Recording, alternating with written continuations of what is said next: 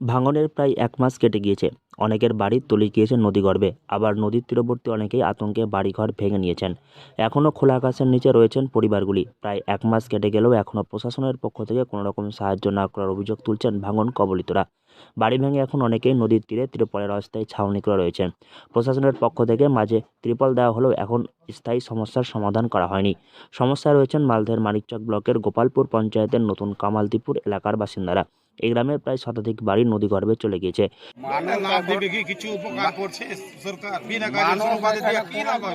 উপকার এখন দেখাইতে পারেনি, তাদের ভিটা দেওয়ার ব্যবস্থা। পলাথিনের উপরে রোডে তাপে পলাথিন গড়িয়ে যাচ্ছে, থাকতে পারছে না, ছটফট করছে। তার জন্য সরকার কিছু ব্যবস্থা জায়গা করে দেয়। সরকারের কাছে আমি চাই জায়গা।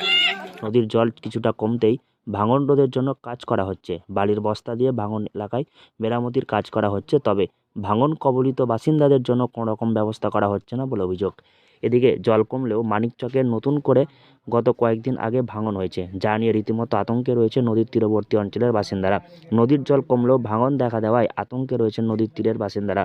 এদিকে কামতিপুর এলাকায় নদীর পাড় কাটতে কাটতে রাস্তার ধারে চলে এসেছে। এখানকার খুবই খারাপ। নতুন কামালদীপুর, এটা জায়গার নাম হলো নতুন কামালদীপুর। এই যে গঙ্গাতে সব বাড়ি ঘর সব মতলব মানুষের সব তলিয়ে গেছে।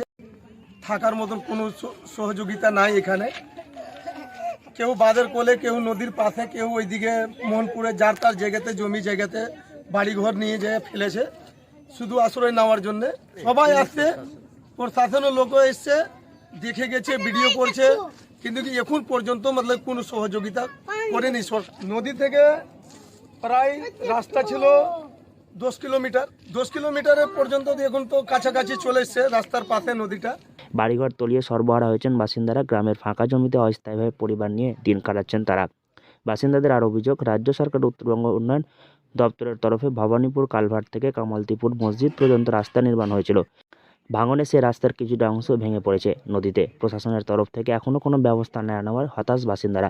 অবিলম্বে সরকারি সহযোগিতার দাবি করছেন বাসিন্দারা। মালদহ থেকে হরষিত সিংহ, লোকাল 18 বাংলা।